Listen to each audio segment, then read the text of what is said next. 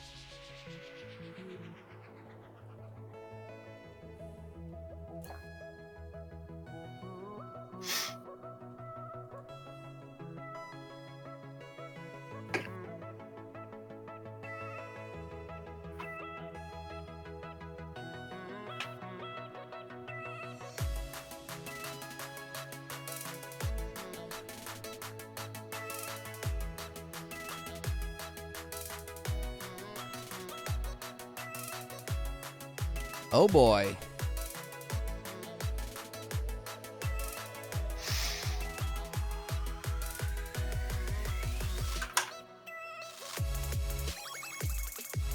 Make sure you put your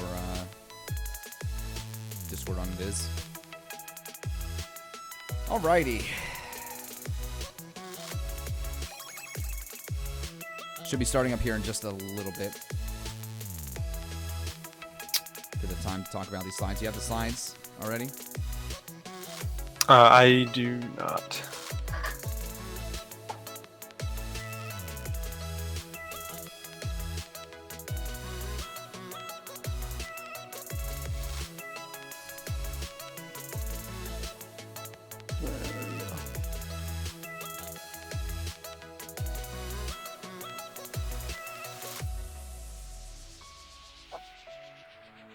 I would be able to see them on your stream, right? Should be able to, yes. Okay. But Well, just look at them here.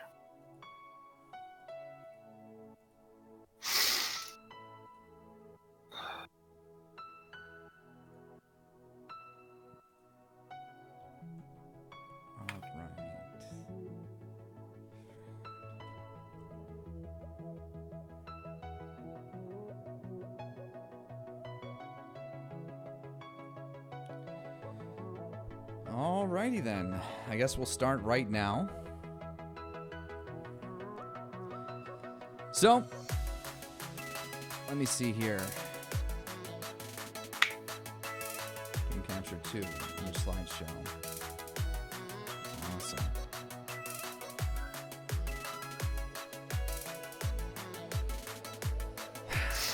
All right. Setting everything up here. A lot more work than it needs to be. Okay. So, welcome everybody to week 5, day 1 of the fall season. I'm Like the Sauce, and this is my lovely... Champ. Yeah, look at you. Go ahead, go. I'm his co-caster, Chamsy. Here we are. We're going to be talking about the CBA competitors first here. Yeah, we have a couple of updated slides here. Heard some awesome stuff happened in the Elite Games here. Competitors here are as follows: University of Texas, San Antonio, University of Tennessee, Knoxville, University of Minnesota at Twin Cities, Purdue University, East Carolina University, University of Northern Colorado, Ole Miss, Virginia Commonwealth University, University of Texas, Austin, University of South Carolina, University of California, Irvine, University of California, San Diego, Mississippi State University, Jacksonville State University, Southern Illinois University of Edwardsville, Clemson University, California State University at Los Angeles, Utah State University, Lock Haven University of Pennsylvania, and Ohio State University. A lot of teams here, and we have actually a couple of teams here in the top 5 who will be competing to bump themselves up just a little bit further here. You can see up at the top left, we have University of Texas at San Antonio, Tennessee at Knoxville, and Minnesota at Twin Cities there. You can see they have gold, silver, and bronze, things by the name, because they're some of the top teams in this tournament and in this season. So we're gonna have to watch out for them in these upcoming games and watch and see what they pull out for us here today. They've consistently come out on top, and I expect to see them do the same today. Yeah, there's a lot of aggressive teams here. University of California, Irvine. We have Arizona State University again. I mentioned them before. It does not look like they're here today, but they have some very aggressive players here in this competition. I hope to see them play soon here in the near future. Let's go on here to what would be our Power 10. University of California, Riverside, 366.5 points. University of Boulder, Colorado at 335. Now these two teams are either one win or one loss away from knocking themselves out of the number 1, number 2 spot. University of Colorado only has to get 3rd place as long as University of California, Riverside does not place any higher than 10th. Arizona State University here with 279 points. That's quite a bit. That's a far ways away from University of Boulder, Colorado, and even more so from the University of California, Riverside. But they are a fairly aggressive team. I'm surprised they're not doing better than they are.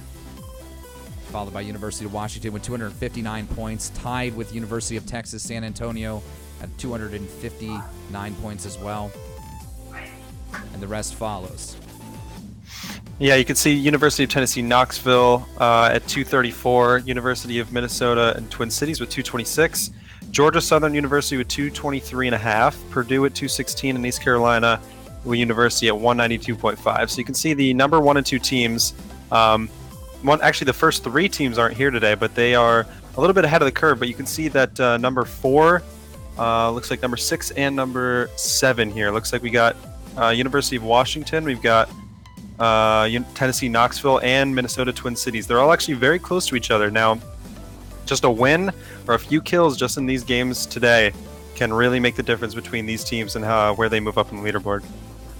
That's exactly what I'm looking out for today, as I'm looking for some very challenging games here for some of these teams, especially for Purdue University, the Twin Cities. They're both very close at knocking their next runner-up out of that spot to take that spot.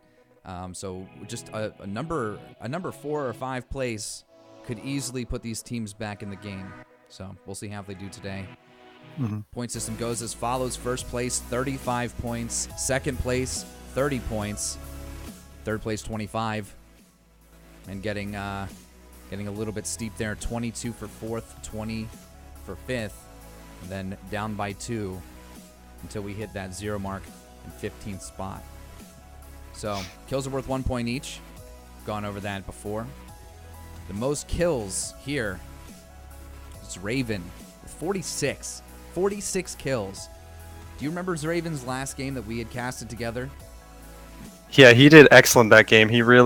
I can't remember exactly how many kills he had, but he was definitely putting down players left and right the entire game. I want to say that he had gotten just in that game specifically, I want to say that he had gotten like 8 kills in total between those 2 games. I think it was 5 and 3 because he was taken out pretty quickly. Because he was with Booty-sama and Papia, I believe. And Suka, Papia, and Booty-sama that's who he was with, and they were just a powerhouse. So it looks like the leaderboard pretty much consists of University of Texas San Antonio, and what a jump there from first to second, 37 to 46. And then it just starts descending 35, 35, 32, 31. Got a lot of very aggressive players here. If you want to make it to this board, that's exactly how you got to play. You got to play aggressively. You can see just the caliber of these players, because when you look at Zraven, Suka, these players from Riverside, and even from Tennessee Knoxville, they all have, like, I'm just looking specifically at maybe Auburn University. It looks like they're 12th in this league out of 39. They're high placing. They're in contending to be in the playoffs at the end of this, and they have fewer kills as an entire team than than these individual players from teams. And when you look at things like University of Texas or UC Riverside, they have three players with more kills than entire top placing teams all on their team, which just goes to show the caliber of their players and why they play so highly in these matches. I'm really excited to see how some of these teams take over these lower top, lower fives. Right underneath the top five, there's a lot of competition and a lot of heat, a lot of pressure to make it, big here, getting into that top five spot to put themselves into a better place to hopefully, final out of this season in a better position than what they started in. Absolutely. Moving on here, hey, thank you guys so much for listening to what is about to be our one and only sponsor here today, and some of you donating bits and subscribing. You come into it this thank you. So thank you so much for Plays.tv for sponsoring the Collegiate Battlegrounds series here. You can go to Plays.tv and share your video clips. You can edit your clips all through their really super convenient app. You can edit, share, and upload to all major platforms, and you can also browse other clips that people have put together just like you, all on one super easy, super convenient platform. And thank you for coming here today and supporting us, supporting the Collegiate Battleground series. So as we're waiting for this game to get underway, I want to maybe talk to you about what you expect from these teams here. What do you expect? Do you expect that some of these higher placing teams that we're seeing here, like Washington or Twin Cities or Knoxville, do you think that they're going to be placing high again today, or do you think that some of these lower placing teams have a shot at breaking their boundaries and seeing if they can take down some of these top tier teams? There's blood here today. University of Texas San Antonio, University of Tennessee Knoxville, Arizona State University, all super competitive, super aggressive teams. They're in the top three right now, or the top five right now, and they're trying very, very hard to show themselves, to prove themselves rather, aggressive and formidable. Especially when we're talking about these elite games that are taking place, they need to place just so that they are able to start getting those points to get into the top five. Got a lot of underdogs here. Especially Ole Miss, Utah State University. Utah State University, this will be like their fourth game, I believe, this season. 25 points, We're looking at a lot of these underdog teams who want to be known and they want to be shown. They're going to have to play a lot harder than they were the last few games if they want to make it there. All right, looks like that the players are in game here, so they should be getting the plane here in under a minute, and we'll be able to see what kind of plane we're looking at and what kind of spread we're going to have to look for when they all drop, and see what kind of hotspots we'll be seeing, and see if there's going to be any early game action. That's always something I look for. A lot of times the early game can be pretty boring, can be pretty get the team spread out and dilute before mid game where some action happens, but I always like to see some tussles, some skirmishes between some teams in some of these hotspot areas, and it all is roll the dice whether they land in some hotspot areas or whether they interact with some other people, and whether sometimes they take the easy way out and they might grab a car and dip. And I'd like to see if we get some early game action here. It's all about those early game first bloods. There's a lot of firsts here, so it'll be very interesting to see how these teams spread out. We had a lot of that 1 and 2 all over the place before, so hopefully we see some changes to the play style here. And like we saw last game that we casted last week, looks like it was a week 4, game 2. There was some teams that decided to do spread their teams out, not go all to the same place. And you said that it wasn't viable strategy, and a lot of times I agreed with it that it wasn't the best option at the time. But like I said before, I do like people pushing the boundaries of the metagame and seeing what they can pull from being a lower tier team, and seeing if they can push some fights that might be considered disadvantageous, but maybe they can sneak around and get something good out of it. Exactly. You always have to challenge the meta, and you always have to find new ways, new strategies to make things happen better. or making plays better and more efficient, potentially less deadly. A lot of people going right down the middle here. Got some people going over to school, possibly Rozic. You have nobody going to prison. Everybody that looked like they were going to prison kind of straight away going over to Milta Power and Milta. Crimson Rage about to set foot on what is now him and the rest of his team. Whereas Raven, Booty Sama, Suka, and Papia over there, the killers, the top killers of this game here, just inches away.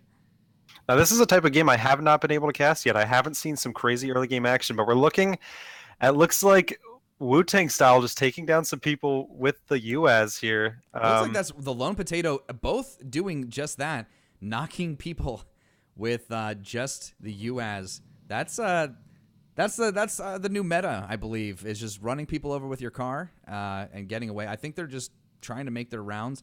Not sure why they don't get out and just start punching them to death.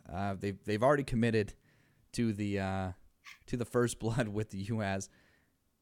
A lot of when you look at Pochinki here, you see quite a few teams all grouped up in the same area. We're going to see some interesting fights here. Looks like Thug Trio and his team from can't find where his team is from, but looks like they're going to be pinned between two teams here, and they're going to have to watch out and make sure. I'm not sure if they saw exactly where everyone landed on their team, but they're definitely going to have to watch out here, see if they don't get pinched between two teams and have a fight that they don't want to have to take. Toss from East Carolina University, Caboose and his team. There's a lot of teams right now in Pochinki. There's what looks like there's 3 teams right now. Tosca, it looks like he's a little bit further up with his team. Daniel taking some damage. Papia throwing those pot shots. Same with Booty Sama. Booty Sama is very, very accurate with these ARs. Doesn't need a scope. He's very good at placing those shots just where they need to be. And Daniel's actually down right now. Thug picking him right up.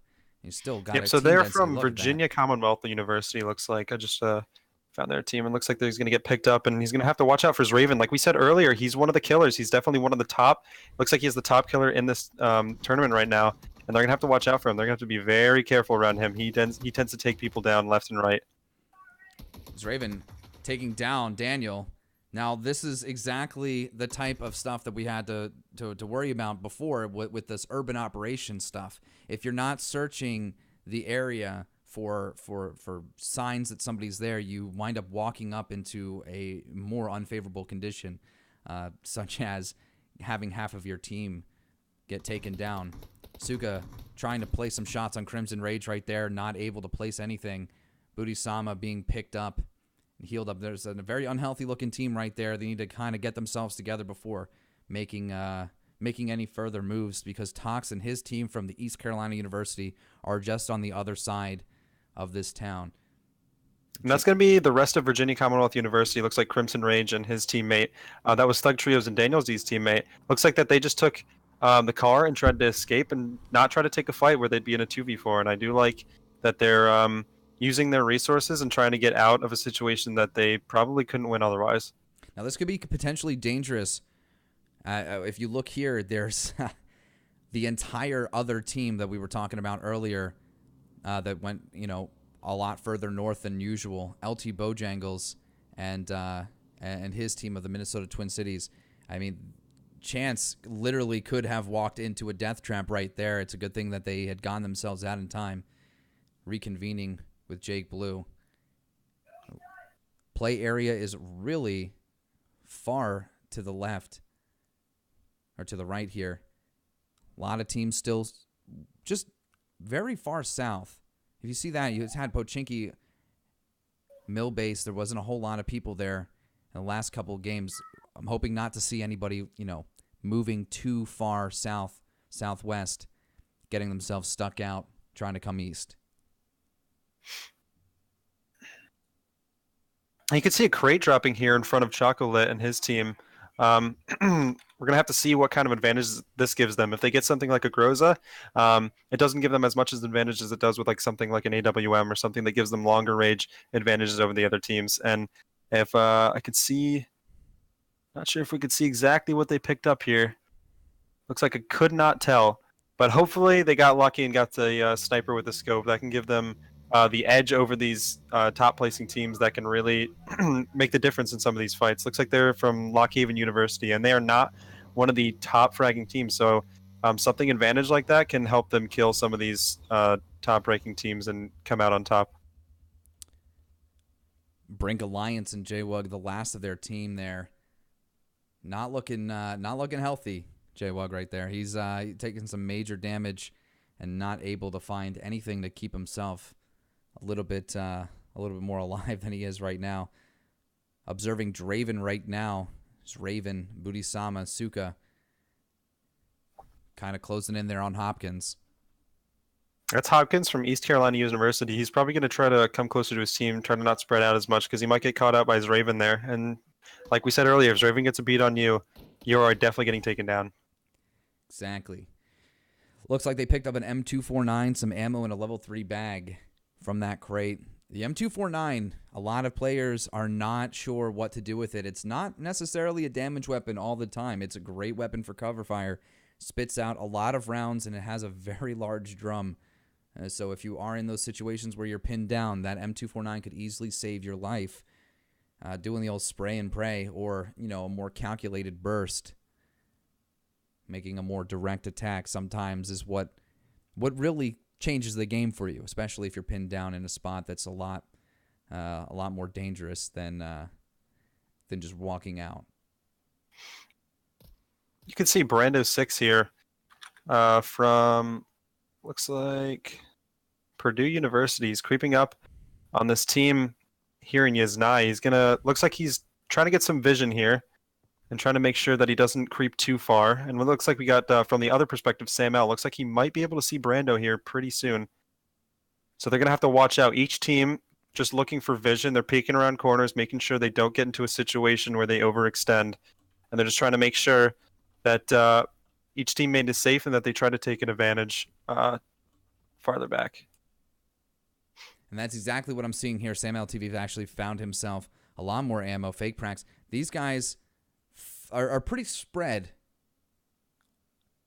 when it comes to like their team density. They're spread out, and that is what I keep saying, right? That it could be potentially dangerous. But like you said earlier, going against the meta might not be as bad as I'm saying it is.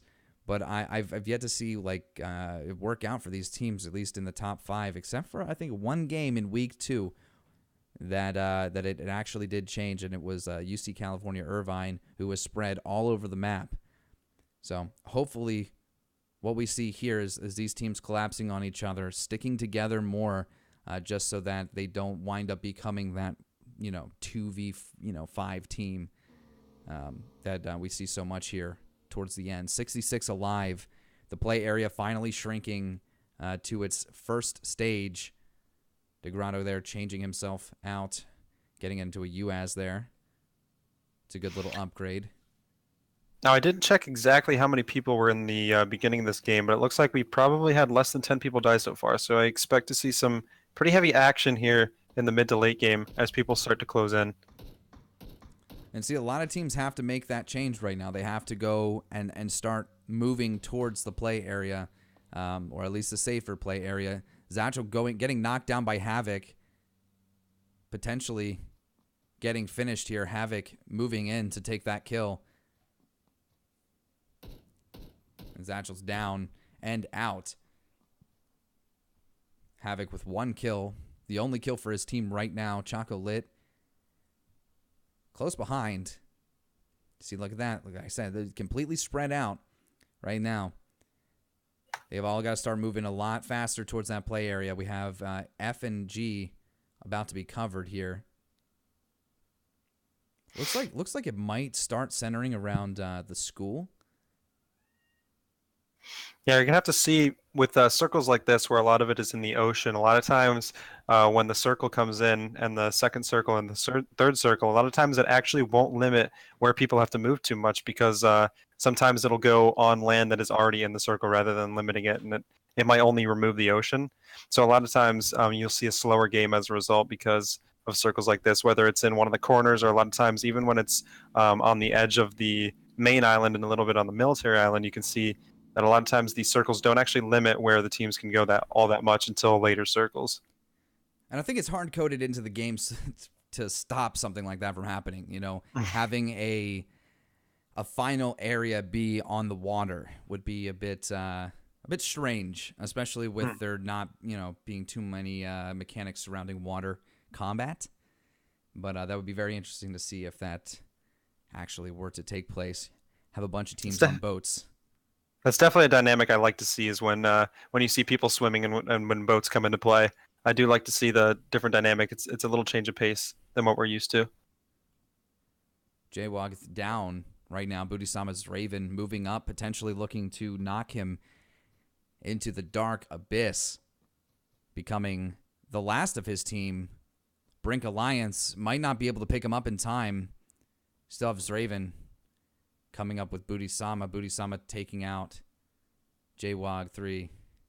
That is unfortunate right there. The 64 left. Kongabite knocking out Merlin.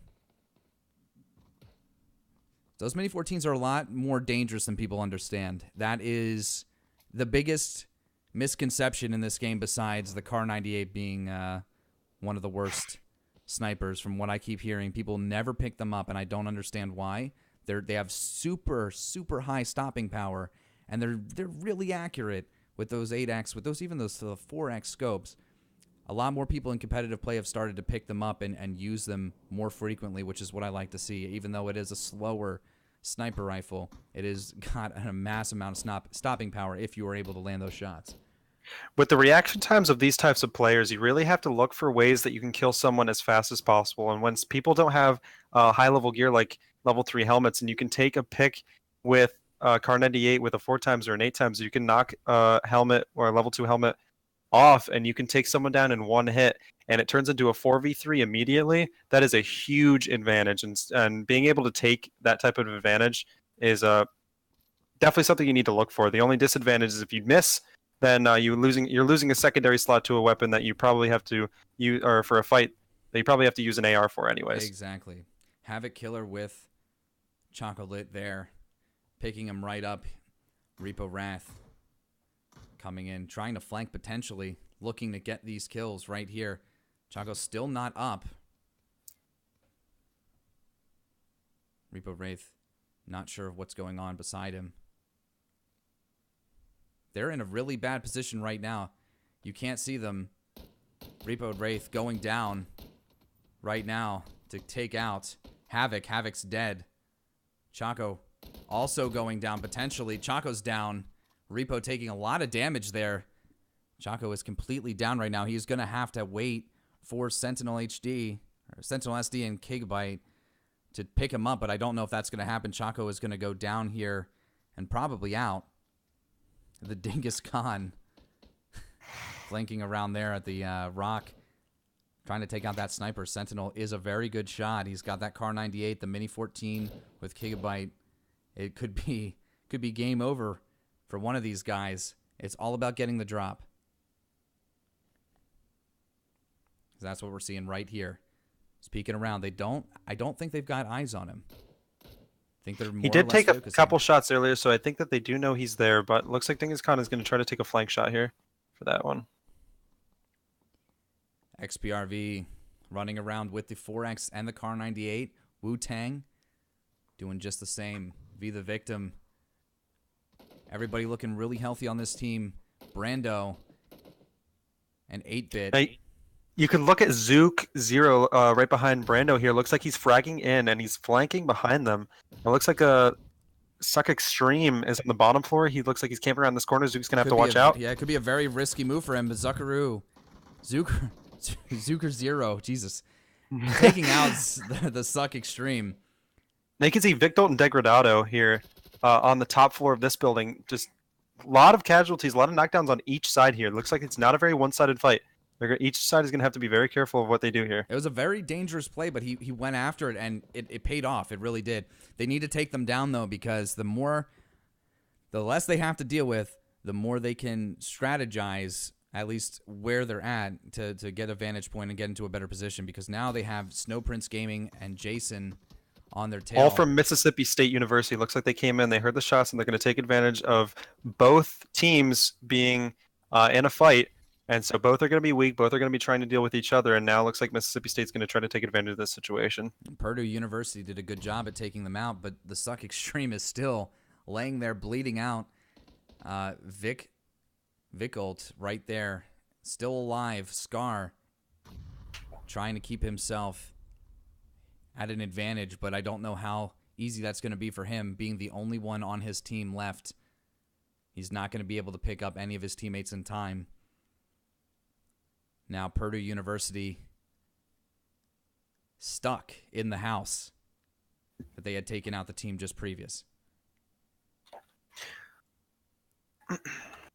Now, if you got any of your teams, if you're representing any teams right now in the Twitch chat, make sure you say their names. Make sure you call out the individual players, because if there are any clips from this game, we do have chat replay enabled. That way, your friends can feel the burn twice by knowing that you got to watch them die. Vickle taking some damage there. Purdue University being surrounded right now. Yeah, Mississippi State looks like Sino going to try to take a frag into the window here. Matty's going to put some cover fire down and make sure that he doesn't get an easy frag throw. Vickle using this to actually, I would assume he would use this opportunity to move away, but it doesn't look like he's going to do that. It looks like he's actually going to go into the building if he can. Vickle taking a lot of health from Sino. Snowprince Gaming. Barely alive. Yeah, barely alive, now dead. Unfortunately, trying to make that last call, but that could help out Purdue University. Take away some of those health kits or any of the pills / energy drinks they might have, those supplementary health slots.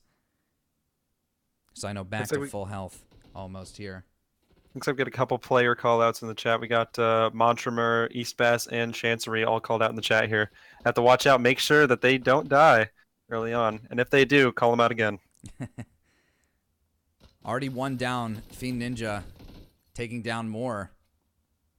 It's not looking good. It's all like I said earlier, it's all about those quick and aggressive plays here. And when you are stuck inside of a building, it can get really ugly really quickly. So Brando 6 is down right now. Sino not looking that healthy, but heals himself up with the med kit, puts him back at 75%. He's going to go ahead and supplement some of that health right there to try to bring himself to full. Brando still not looking good. Frag grenade blowing up that door. There's going to be little to no cover here soon. Let's see what Purdue University decides to do with just 2 left. Taking a look over here, Vita Victim, XPR all the way forward on his team. Looks like he's looks like he's caught out. I was about to say that he was flanking, but looks like he's actually caught out. He's a little ahead. He's probably gonna have to hole up in this Harry Potter house up here and make sure this team can lay some cover fire for him to either retreat back or for his team to push up towards him. Matt D looking real peak at their Snowprince Gaming with just 10% health or less. Fiend Ninja actually knocking Matt D. Matt D's down now. This is the time to be aggressive. It's the time to make the moves, because if you don't make those moves now, you will regret it later. Brando 6 down, and there goes. Wow. Fiend Ninja taking down almost that entire team. You got Matt D from Purdue University being the final death, taking them completely out of the game. 48 left alive. Big Cheese Boy taking down DJ Frums, going in for the final kill here. He's gonna have to watch out. He doesn't exactly know that where DJ's friends are. Looks like, oh, Gray Power Van gonna be taken down too. Yep. He was not paying attention where Big Cheese was. Got the drop down on Big Cheese Boy right there. Now, final member right there, Pure Owl, dying, taking out the rest of that team there. From, you have the Pure Owl with Jacksonville State and his team now out of the race. 45 left alive. There's a lot of density here to these teams, and the play area is only getting smaller. It's actually moving in right now, going to less than 4 kilometer wide safe play area. LT Bojangles in some trouble there, having a little skirmish here. Fake Prax going down. Those well-placed M16 shots will really be the death of some of these guys. You peeking out behind these trees, know that the trees are not always your best cover. Lieutenant Bojangles putting up a good fight, really holding his position. He's in some scrappy cover right now. He's trying to cover Wraith, his friend here. Looks like he's There in a goes the 2v4. vehicle. There goes his cover. He's really going to be in a bad spot right now. LD Bojangles with just not enough health to survive there. Bojangles and Repo Wrath going down for the count, leaving Lusty Lumberjack and his team to kind of get healthy here. If Fiasco can actually get a drop on these guys, what will wind up happening is that win that they just took could very well turn into a loss. Jake Blue and his team here looks like might not engage. Fake Prax not looking very healthy there. Lusty Lumberjack as well. They might not know exactly how, actually I'm sure that they don't know exactly how wounded that team was, so they're going to have to be careful going in, but it looks like that if they had pressed the advantage, they probably would have come out on top on that fight. That's exactly what I'm thinking. Monchemer there right outside the play area. 1 minute and 40 seconds until we start to see this play area become much like a boa constrictor, sucking the life out of some of these teams who are not paying attention. I have a lot of guys here that find themselves in really poor positioning because they weren't moving up fast enough. Trying to scurry around the outskirts is not always the best option. The Salty Sea Cow, Ice, we have a lot of guys out here right now who just are not seeing Monchemer and his team. We're going to have to keep an eye out for Monchemer. I know that he got some callouts in the chat earlier. We're going to have to keep an eye out for him. Make sure he doesn't die right now at the right on the cusp of the mid teams to the top teams and where they place. And we're going to see if he. We also got a call out from Jake Blue and Chancery here. So both these players here. We'll see if Fake Prax is unfortunately behind. Yeah, look at that, right behind the biggest tree that he could find. Chancery actually taking more than his fair share of damage there. Fake Prax got himself back up to 75% and dropping Jake Blue. Chancery throwing that frag grenade, seeing if it connects. Did not connect. Fake Prax is going to have himself a field day if he can just avoid this next bit of damage there. And unfortunately, he could not. Fake Prax putting in a good fight, taking down one, half health to the other. Looks like Jake Blue's going to get caught up, and looks like the chat will have a longer run with these two, and they're going to get farther in the game, and we'll see if they get called out later on rather than just now. Spire down behind a rock. Wonder what happened to him. Looks like there's not anybody really around. Maybe he fell out of a vehicle. Noob's gone wild. Big Cheese Boy. Monchemer, the Spire, all looking very unhealthy right now. Monchemer being completely wiped out by Icy Fusion. Big Cheese Boy going down as well. Marku, all looking fairly unhealthy here. Big Cheese Boy dropped. He's got that. He's got the M24. It looks like Monchemer is going to go down. Noob's gone wild. Might die here with that M24. Yeah, Marjorie looks like he's out of cover, and he's going to have to be careful here. Looks like his entire team is not looking good for cover. They're behind one rock, and it looks like that maybe one well-placed frag grenade could really put a dampering on their plans here. Shadow One's not sure what's alive, what's dead here. If he doesn't make this move real quick, he might lose out. Shadow One's just executing, being executed right there. Marku just absolutely demolishing Major Joel. And now there is a M24 up for grabs. Noob's Gone Wild had possession of that. Crimson Rage dropped over there by the bike, which is not good for him because Pixel Bob only has just a few seconds before Wu-Tang v. the Victim. XBR move in for the kill here. They look to their left right there. It looks like it is the end for Pixel Bob and Crimson Rage with the university, or the Virginia Commonwealth University. An unfortunate end, 25 alive here. The last 3 or 4 minutes of the game. It's going to be fairly interesting. 1 minute and 30 seconds until this play area becomes a whole lot smaller. You can see that there's actually 2 crates in the current circle right now. I'm not sure if any of them have been looted yet, but despite any advantages that the weapons might give, that does actually increase the amount of cover in some like open areas. So that's something that can be used to the team's advantage, and we'll see if they actually utilize that in any capacity. Now, a lot of teams still held together pretty well here. We only have one person solo, Big Mac Attack. Raven picking up 6 kills for himself today. Pointing that out and noticing it shows me that at 52 mark, just after game 1, see if he can't pick himself up some more kills. He's actually down right now. If he can't get picked up, nope. Both of them out for good. Jake Blue taking out Papia, which kills Raven. Ron knocking out Icy Fusion with the AWM. The Salty Sea Cow, 10% health. Icy Fusion still down, being shot at from all angles. Unfortunately, it does not look good for the Salty Sea Cow. Tox going down. Ron knocking out the Salty Sea Cow and the Legendary Toe. And Ron killing the Legendary Toe. 20 left right now. Wiki driving the tireless vehicle. Unbuilt Dragon not looking very healthy. Wiki not looking healthy at all. Icy Fusion down. If he takes down Unbuilt Dragon and Tox in time, he might be able to pick up Icy Fusion, but it's not looking good. Right now, all we're seeing is this play area shrinking, and Wiki knows that he might not be able to survive. It doesn't look like he's going to make it in time. Wiki going down. 17 left alive. The double damage is what will kill a lot of these guys not paying attention. Finding better vantage points closer to the center is key right now. Marku taking down Trank, finishing off that team. SSM 1-2 going down, being the 15th person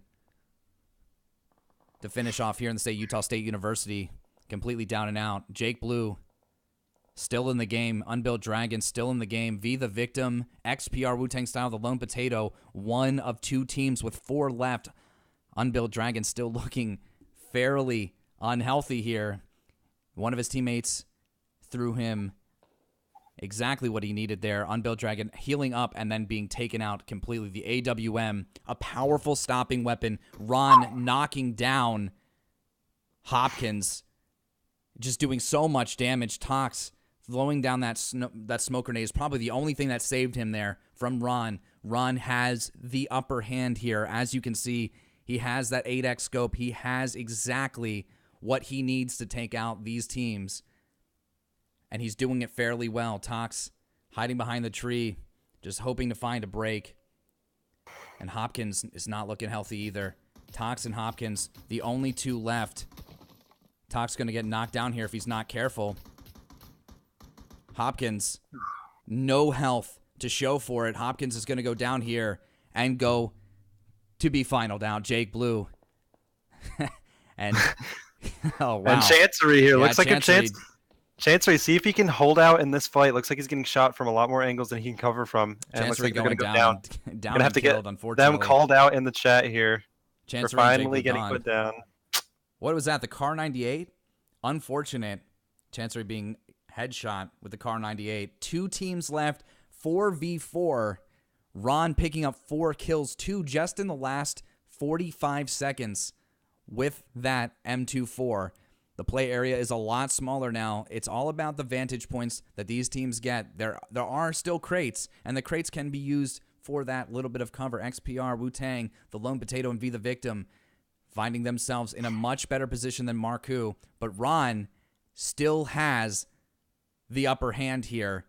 Taking a good shot is all it'll take. Ron taking a lot of damage. There goes his helmet. There goes his body armor.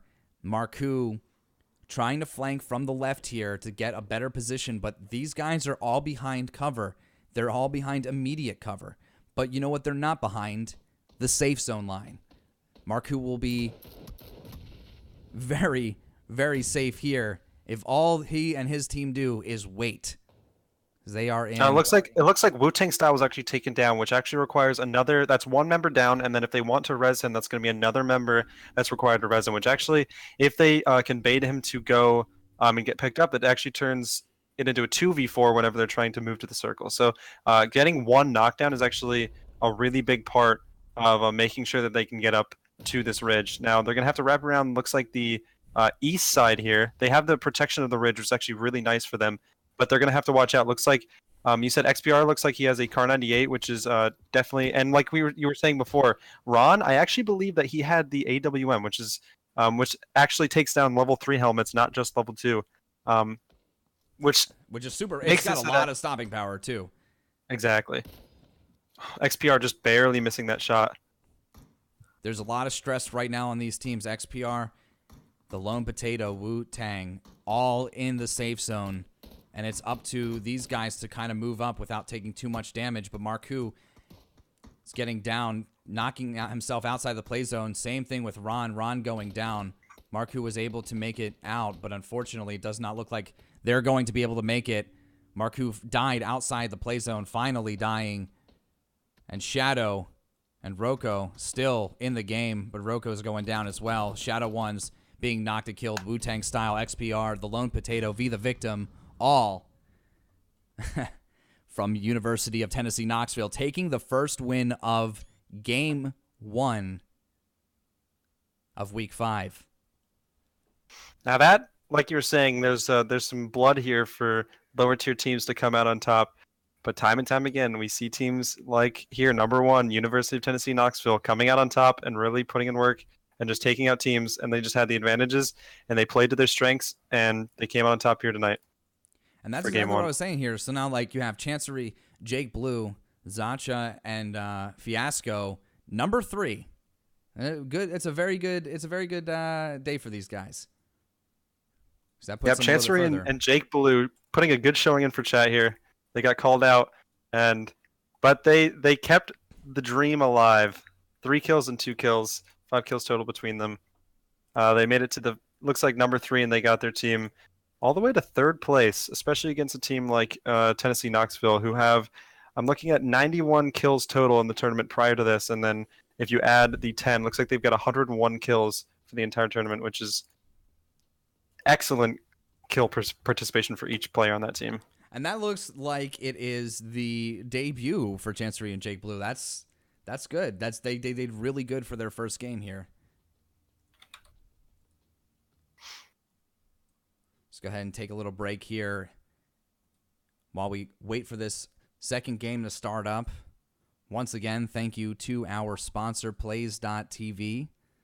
Plays.tv, of course, the place where you can go to download an app that will not only record your gameplay, but will upload, share, and clip it all from one convenient location. And you can share it on all social media platforms, all major media platforms, and you can do a whole lot with Plays.tv that you can't do with any other game recording software. So check out Plays.tv and get started today. Try it free. You know, there's nothing to lose. There's a whole lot to gain. Mm-hmm. Take a little break here while we get ready for Game 2 of the Collegiate Battlegrounds Week 5, Day 1.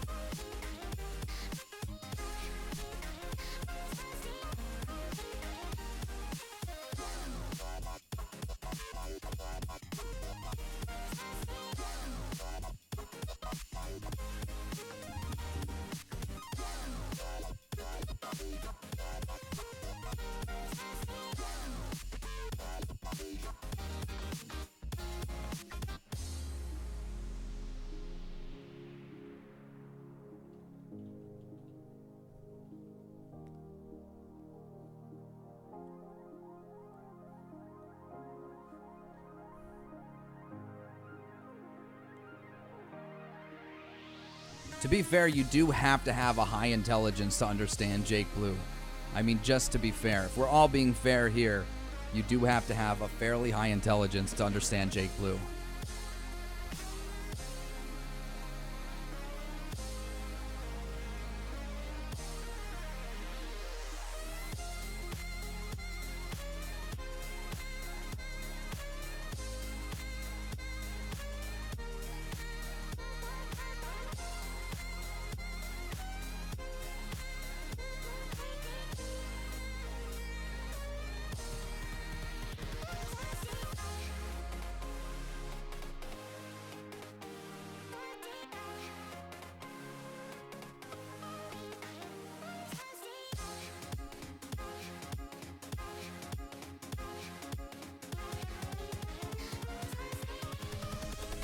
Invincible.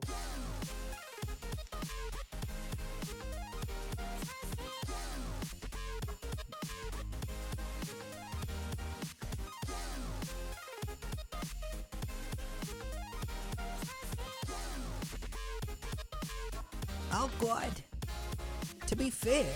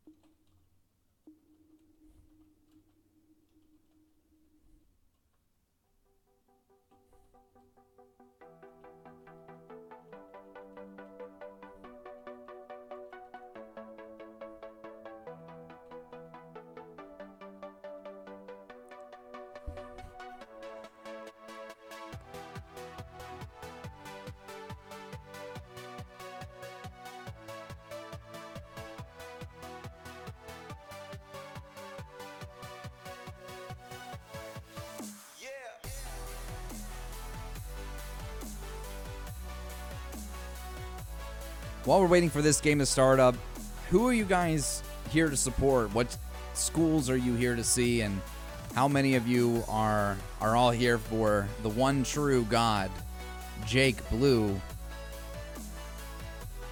along with his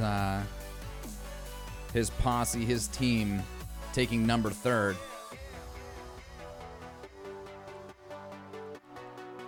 Me personally, I'm out here to support the Jake Blue State University.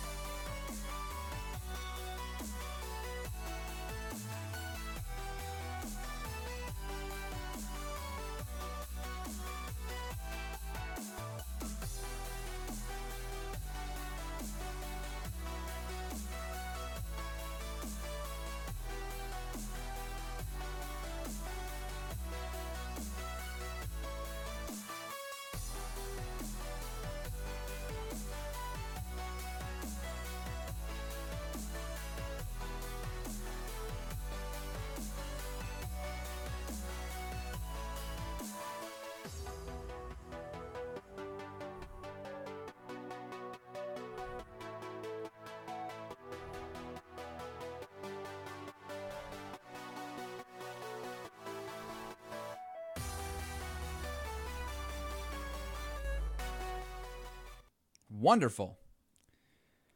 Wonderful, wonderful, wonderful. Awesome. Welcome back, everybody. I see here that Jake Blue. I see here that Jake Blue is the newest collegiate meme.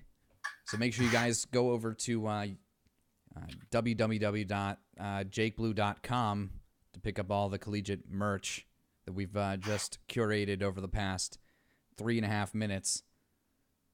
Yeah, let's go ahead and interview that third place team. You know what, Agent Shark, I definitely feel like that is the best way to go about this.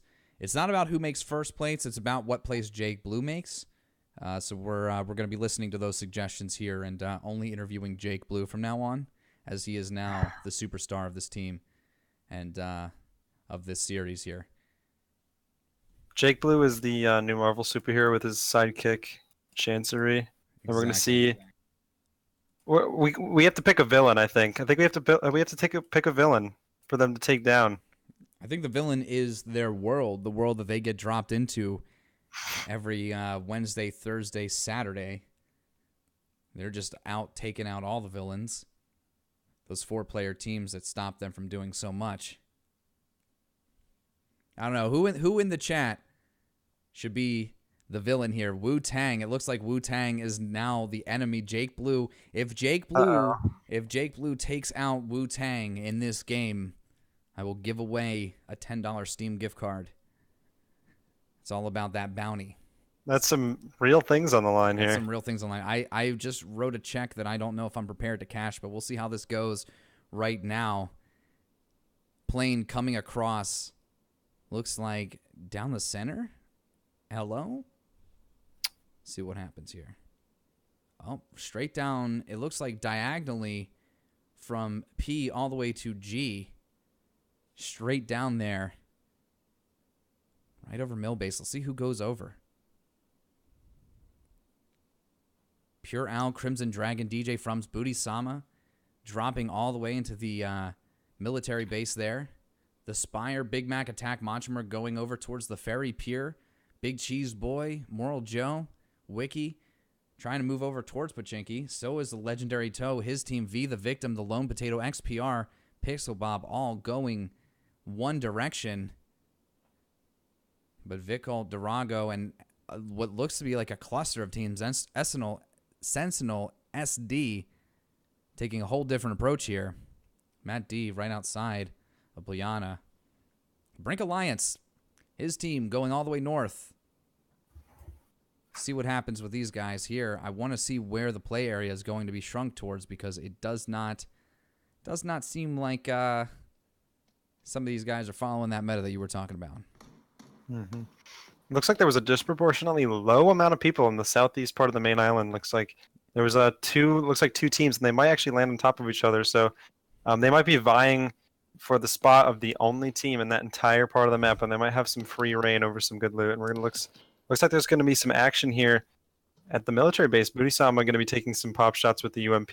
No sights, so it's going to be a little more difficult to hit those shots, but definitely going to deal some damage before dipping in, trying to get some better loot. One thing I do like about the UMP is that its effective range is up to 300 meters, but it still does a lot of damage at about 150, 200. So you can take those longer shots and actually, if you expect to land them, do enough damage to make a difference here.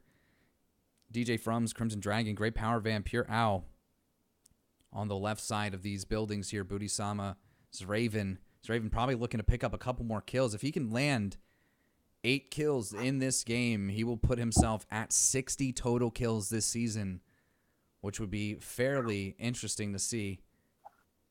So prior to these games, he's already got a 3.3 KDA. That's excellent for this. I don't know if there's anyone that has a higher KDA, but I imagine there's definitely not. Oh, he's the only one that's played 14 games and racked himself up now 52 kills. I mean, that's a lot. It's a lot of kills for one person to have. That's some double or triple that some of these teams have just in collective. Fake Prax, Oinks, Pixel Bob, all these teams moving in closer and closer to each other. As what we were talking about density before, this is as dense as it gets. Looking like we're having a little bit of a stutter here. Play area right inside the military base. So Booty Sama, Crimson Dragon, Great Power Van, all these guys here is Raven going to be able to spend a little bit more time looting, a little bit less time worrying about how they're going to get to the inside of this play area.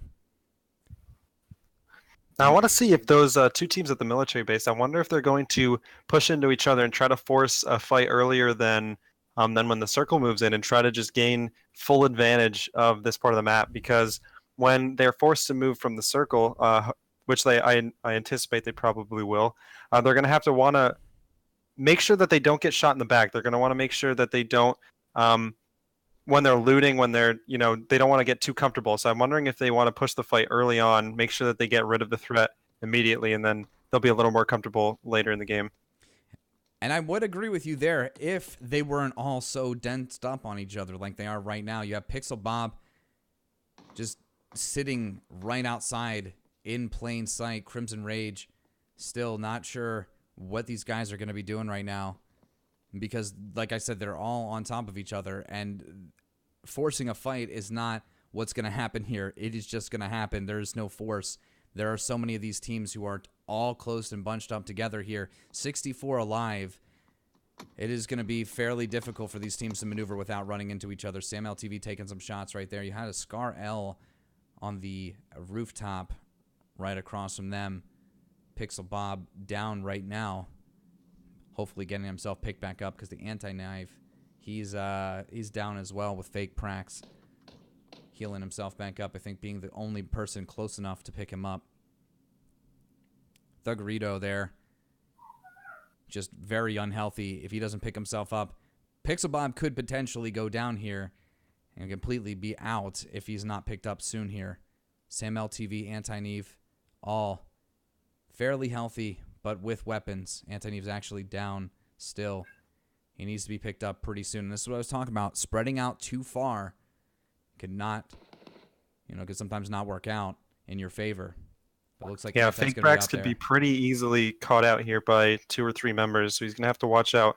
Make sure he's not overextended into this west side of the town because his team will not be able to help him if he gets clapped on by here 2 teams or 2 members. Even Crimson Rage right here has a side view.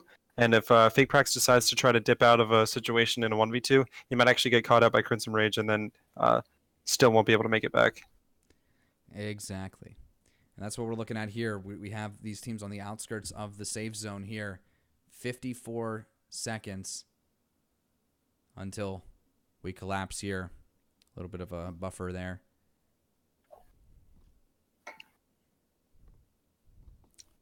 These guys right in the wrong position. Fake Prax, Pixel Bob, looking like it could get really ugly here. And we're right outside the safe zone too. They have just maybe 200 meters to walk to get into safety here. But being pinned down in a situation like this, 2 shotguns is not good. Now the double barrel actually gives them the chance to really quickly take down, especially if they both have each have a shotgun with 2 shots. That's just 4 shots. All you really have to hit, especially at this stage in the game where no one has high level loot with helmets and chest armor. That can actually all it takes is 1 hit, and if you can, like with the tracking that these players have, it really only takes half a second, less than half a second, milliseconds even, for them to hit 1 shot, and that can be much faster than even a spray with even one of the higher damage weapons like an AK, but especially with Fake Prax in this situation with a UMP, he can actually be taken down much faster by these shotguns. And that's what we're So it looks like saying he's here. actually going to be taken. Yeah, like we said earlier, Crimson Rage can actually get vision on him here, so he's going to have to get behind cover again. He thought he was home free, but he's going to have to camp a little bit, and Crimson Rage might actually be able to see him as he tries to. Yep, looks like that he got taken down by Crimson Rage. Like I said earlier, Crimson Rage had a side view, and Fake Prax thought he was going to be able to get out, but looks like he wasn't going to be able to in this situation, and he's actually caught out. Looks like his team members, Sammy TV, and everyone else are on the east side of the town, are actually too far away to be able to rescue him. But in this situation, like we know, Crimson Rage actually doesn't know that, so he's still going to be careful. He's not going to press too far into Fake Prax. so we actually make sure that he doesn't get caught out either. Like I said, we have situations here where you get pinned down by a building, a whole team surrounds you, and what are you going to do about it? You have to either be aggressive or wait for them to come to you, and sometimes there is no right answer. Somebody's going to go down, somebody's going to die. You just have to make the decision on who should take the risk here, you or them. You have to pretty much be betting on that you have the quicker wit and that you are more prepared than they are. And in this position, it doesn't matter who is more prepared because none of them have armor. None of them have helmets that are actually going to do anything against this close combat sort of scenario. Fake Prax is going to probably go down here and be the first to die for his team. If you can hear Fake Prax just unfortunately going down and out, nobody is able to pick them up without taking a significant amount of damage themselves. So he'll be the first to die for his team. Looks like Venus GG pulling up with his teammate, trying to... I'm wondering if they flipped a bike or something of that nature out in this field. Looks like they're pretty easily... Yep, looks like we got a knockdown bike. They're pretty easily picking them up out in an open field. So I imagine they don't anticipate any fire from some other place. So they're feeling a little safe. They still have to watch out. Just make sure that they don't get clipped by someone looking the wrong way. But like we can see the crate right here. You can see what's in the crate. You got a MK14 with an 8x4x level 3 helmet and med kit and some ammunition. That is going to be a great pull for one of these teams if they can grab it. Make sure that it's still somebody's got to get it. Somebody's got to pick it up. And that is a very unfortunate spot for a crate to be right now. In this position, how many of the people surrounding this area saw that crate? Are they going to be moving towards it? And if they are moving towards it, do they even know where it landed? It's going to be potentially a dead crate here. Hopefully somebody goes and picks it up and makes use of what would be one of the better crates here being dropped. So we got Brando, who we saw from Purdue, who we saw some action with last game. Going to be taking some shots as he passes by. Or going to be receiving some shots as he passes by one of those compounds here. And it looks like he might be running into another situation with Hopkins and his team as they're all taking fire on the US. And they're going to have to watch out. One well-placed shot on a headshot can easily send your car out of control and can get one of your team members killed. Exactly. Hopkins putting some shots down. He and his team there knocking down Zook right there. Unfortunately, they might be moving up there to take what's left of him and Brando. Brando and Zook, they're both further away from their team than probably comfortable. So let's see if they wind up taking this fight directly to them. Now, it looks like their teammates, Matt D and Alex 88-Bit Remix, they're going to have to, or 8-Bit Remix, my bad. Looks like they're in a vehicle, so it looks like they're going to be pulling up as fast as possible. Brando's probably going to get taken down.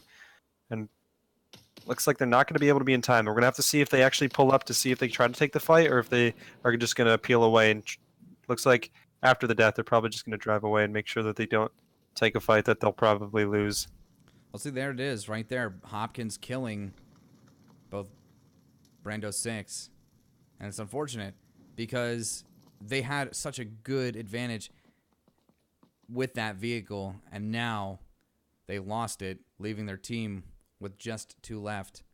Chocolit down over here in the outskirts of this farm town here. A lot of guys outside of the play area right now. Got to start moving a lot more quickly. Vehicles actually pose an interesting decision that teams have to make, whether they take them or not. And in situations, especially in squads, taking a vehicle actually can be a huge risk. Just passing by or pulling up towards any type of compound, if it has a team in it, it can actually get your entire team killed very fast. It helps you. Having a vehicle allows you to stay on the outskirts of the circle for longer. It allows you to hold positions for longer and loot for longer. But the disadvantage is that at any moment, if you make a wrong stop, if you park in the wrong place, even if you just pass by the wrong set of houses, can easily get your one or even all your teammates killed. Exactly. And it puts a big target on your back, and you have to understand, does this mean that we avoid vehicles and try to pay more attention to where the center is, or do we start doing, the game of target practice? And Looks like we're going to see some moving Mad Max forward, right? action from Big Cheese Boy. Going to be taking some shots. Laying on the horn here, making sure they know what's coming. Bit of an oxymoron here with Big Cheese Boy using the VSS. He We're gonna see it's something that a he crash. likes. You do not kill his dreams. Havoc out of the vehicle, getting just demolished by GB Adam, knocking His own down and teammate. killing.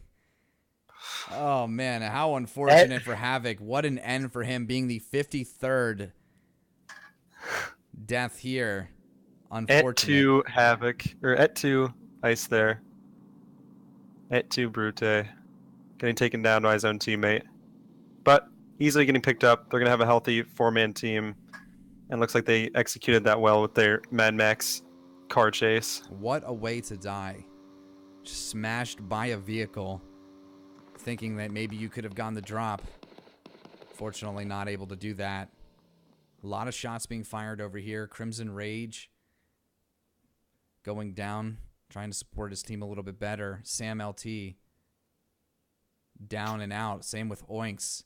Only one left alive on their team, Anti, who might not even be able to come pick him up. He is on the outskirts of the school, and I don't think they'll be able to get picked up in time. Another crate there. Got an Another MK14. Yeah, and a compensator with 30 rounds. That is going to be a very, very good crate. Icy Fusion checking the surroundings, potentially looking for somebody to take some shots at. Maybe getting the all clear from his team, moving up forward on this crate. Doesn't look like there's anybody around them. They could easily take this crate for themselves. Hopkins following very close behind. 53 alive. Most of these guys are in the safe zone. Let's see what happens here. They're going to have to watch out for the safe zone. There was a recent patch that increased the damage that the blue zone does, which actually decreases the amount of time that you're allowed to stay outside. And it's actually going to push teams to be a little more aware of how much time is left and where they're at in relation to the circle, especially considering how close the circle is, the new circle is to them, because as you know, it actually all meets at the same time when it meets in the middle. So if you're actually really far away on a big open side of the circle actually move much faster for you rather than someone that's very close. So you're gonna have to, they have to be even more aware than they were before. A lot of times there were strategies behind staying outside the circle and coming in behind teams that had tried to avoid it, but now that's going to be a little less viable due to the increased damage.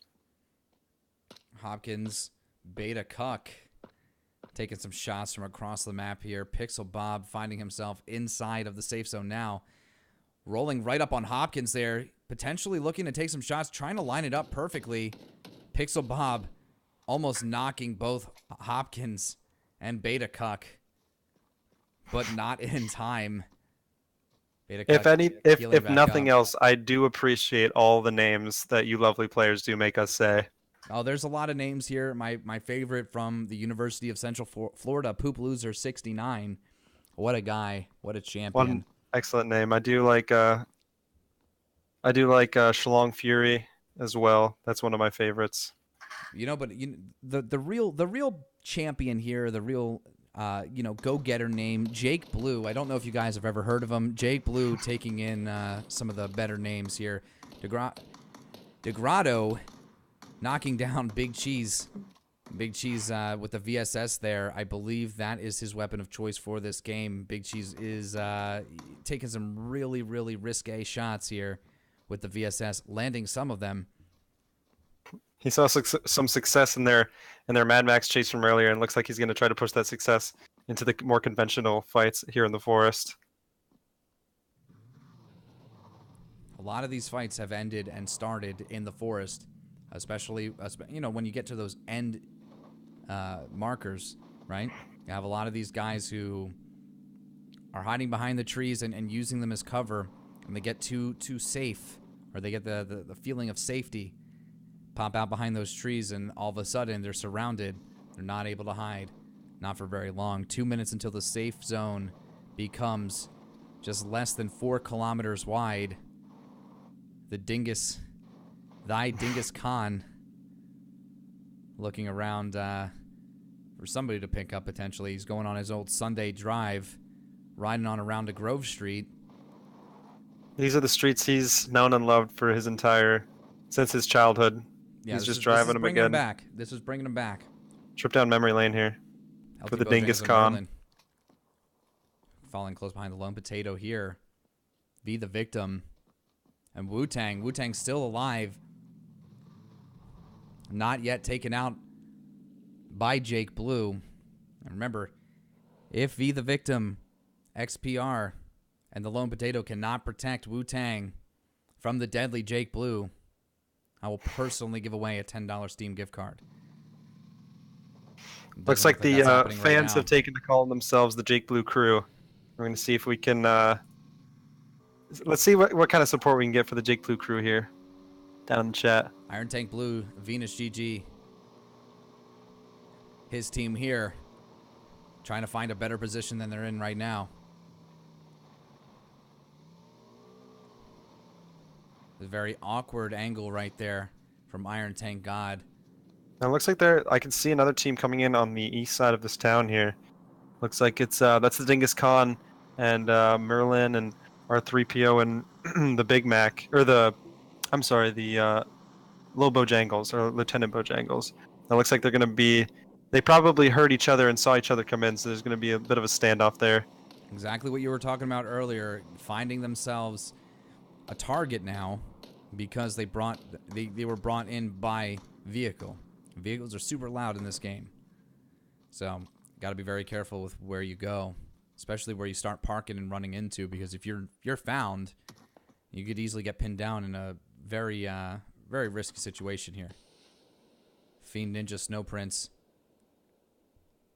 XPR, and looking across the field there, trying to make some decent plays here.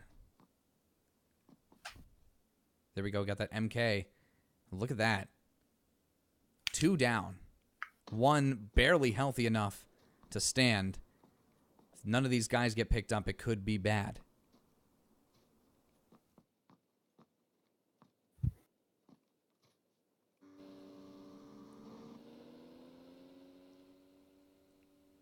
It's a whole lot of nothing going on right now. 49 people left alive.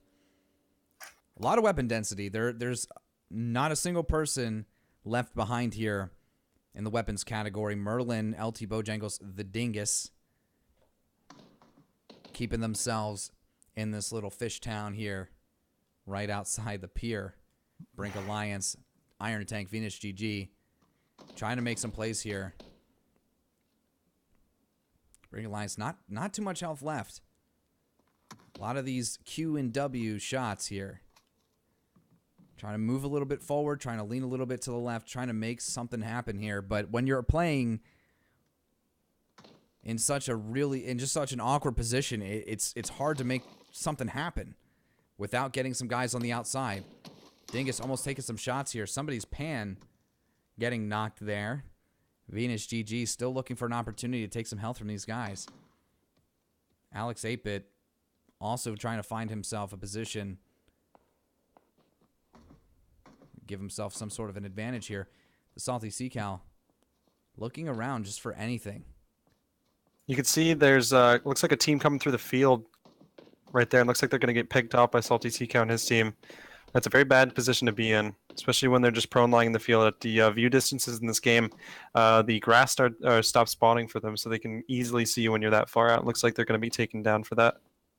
Exactly. Noobs Gone Wild, Major Joel, IGB Adam, all down to one big mistake. Clemson University, unfortunately, not able to make it within the top 10 here. 44 left alive, a minute before the play area shrinks even further. And Matt D pinning down the last 2 surviving members, last 3, clumped up a little bit there. Pixel Bob, his team there, in a really bad position. Play area moving up in 45 seconds. And Pixel Bob with the Virginia Commonwealth University he's a pretty good shot. But he's got to get into place. And if he can't get into a placement where he's able to make those plays, he's going to wind up fizzling out, and he won't be as useful to his team as he could be. So getting pinned down for him, just like anybody getting pinned down, is a really bad thing. Booty-sama taking one shot, knocking down Merlin. Look at that, Dingus. No health to full health almost. 2 whole teams around here. Booty-sama knows that his team is in some trouble right now. You have 2 surrounding teams here right outside the pier, but this is the safe zone. Now you can see Hopkins and his team just north of them. I'm wondering if they're going to hear the shots and decide whether they should move in and try to press the advantage and see if they can catch these teams off guard, or if they'll try to hang off and make sure that they don't get caught out in the because it looks like that they're in an okay position. They might be able to catch some teams trying to come. Looks like you can see them shooting at some teams while they're trying to get into the circle here. Yeah, Booty-sama goes down with the M4 from the up top. Potentially dangerous situation right now. Suka's down as well. Papia and Zraven, the only 2 left alive. Hopefully, Zraven makes it out with just not even enough health to stand. Zraven needs to pick himself back up fairly soon. Repoed Wrath getting shot at by Brink Alliance and his team, as well as Beta Cuck going down right now. Hopkins going down, the Suck Extreme, and Tosk taking down. Now the circle's going to do some major damage here. They're going to have to watch out for each other. They're going to have to watch out to fight. But then, like you saw here, Going down. they're going to have to move into the circle, and they're going to have to make sure that they don't take all this damage over time. Looks like Hopkins, Beta Cuck, and Unbuilt Dragon here. They're going to have to make sure that they try to get in, but they're going to get wiped for it because they were too far behind. University of Texas Austin, unfortunately, being out of the game now.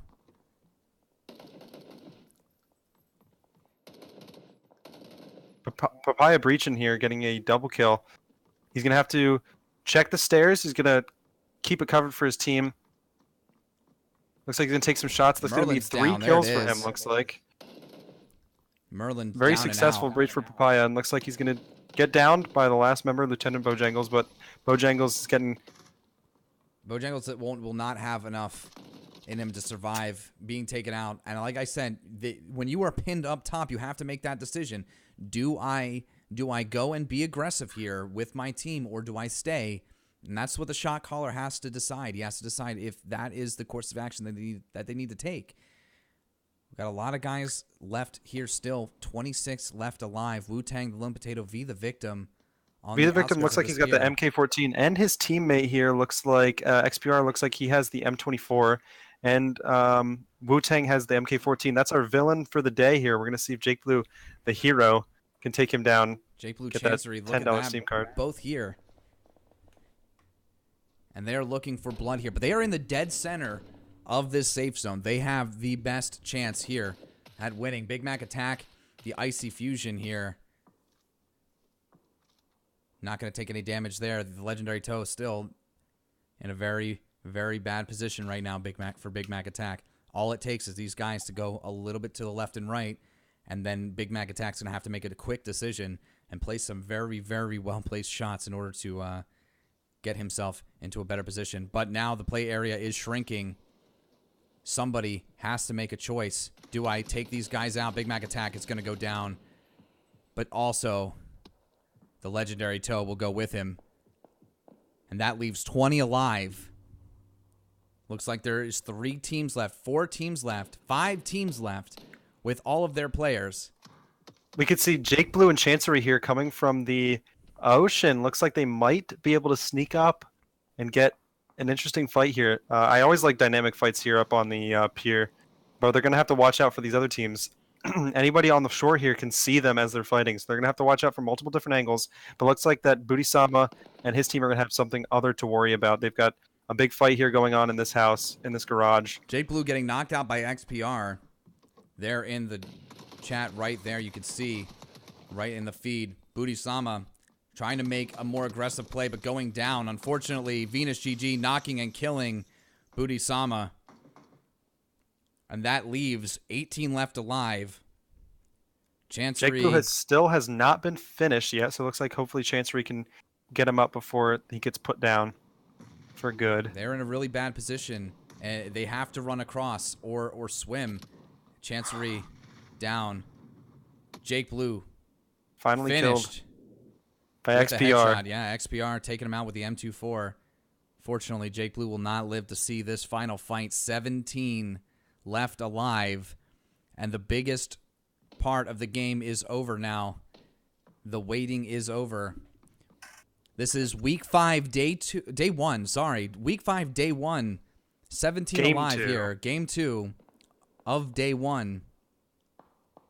And it is not looking good for some of these teams here. A lot of unhealthy players on these teams could potentially leave this to a 2v4 or a 3v4. Now, Tennessee, Knoxville, they got first last game. Looks like they're in the best position this game, so we might see a repeat here on the wins for them. Looks like we got V the Victim with the MK14 taking some shots at all these team members. XPR, like we said again, he has the M24 that's going to give him some nice shots. Looks like the second stream going to put back the fight, put down V the Victim with his AR. He's going to have to watch out for Wu-Tang with the AK. He's going to take some cover fire. The rest of Jake Blue's team still in the rocks. Fiasco finding himself now on the beach. XPR. Down to 9 left. Look at that. 9 left. XPR, the Lone Potato, Wu-Tang, still They're up totally here. going to push the advantage. He might be If they able have to push any this grenades, up. they might be able to push this up here. Vickle taking him down. If he makes the decision right now, there's 3 down. The Lone Potato going down here. If he does not be careful, the Lone Potato, the only one left on this team that could potentially save them from certain death. The Lone Potato flanking just perfectly, taking Might down get caught out. Vickle, V the Victim. Is Jake Blue 88 going to be dead avenged now. here by Fiasco? Looks like Fiasco might be able to take him down. The Lone Potato down now. EMP Captain, Vickle, and the Suck Extreme versus Fiasco and Zatchel. He doesn't know that the last 2v2. 2 members are down. All he needs See to do if is he notices peek. them here. All he needs to do is peek, and he takes the kill. Fiasco with the headshot, avenging Jake Blue 88 and Chancery. 1 kill to win the entire game. EMP Captain, the Suck Extreme Degrado, and Vickle with the number 2 spot. XPVR, V the Victim, Lone Potato, and Wu-Tang. What a game. What a debut for these teams. Make sure you guys call out your teams right now, all the players you are rooting for right now, because this will be in a Twitch clip that you will be able to replay and see. If you want to be a part of that, make sure you cheer on your guys. I know a lot of you got Jake Blue in your The Jake Blue crew. Yeah, the Jake Blue crew right in your chat boxes right there. What a game. What a fantastic game for these guys. Looks like Jake Blue might be the hero after all. Probably all his shot calling and assistance for his team helped them get to the top. I'm not exactly sure who's the shot caller on that team, but whoever did it and had them go to the end of the pier and play their advantage, try to stay safe, get behind the team, clearly worked out for them. Very good job on their part. Looks like they took down Tennessee Knoxville, the reigning champion from last game, and looks like they were in a great position to win this game too. It looks like that they played their advantages. They made sure that they flanked the best team, and they let everyone else fight it out before taking that last. You could say high kill teams, they might be the best, but it's the last kill that matters. That's really all that does matter. It's all about how well you play towards the end. As long as you make it to that point, doesn't matter what happens in between. So once again, everybody who showed up, and who came to support Jake Blue and his crew, thank you for coming by. Once again, the Collegiate Battleground Series, sponsored in part by Plays.tv, where you can download their app and share, record, edit, and upload to all major social media platforms. And of course, by Jake Blue and his crew, and all the subs, donators, bit donators, and all you guys that come out to support, making contributions by viewers like you. Thank you. But that's it for me. I'm Like the Sauce with my co-caster. I'm Chamsy. And I hope you guys have a fantastic rest of your school week. And we will see you very, very soon. The next scheduled game would be, was that Thursday? That's Thursday. That's tomorrow. I'll be should be casting tomorrow. That would be week 5, day 2. I'll be casting both games with my co-caster Airless the Goose, so tune in tomorrow. Jake Blue will not be playing, but maybe we can get another hero and villain type situation playing tomorrow as well. Take it easy, guys. Have a wonderful night, and we will see you next time.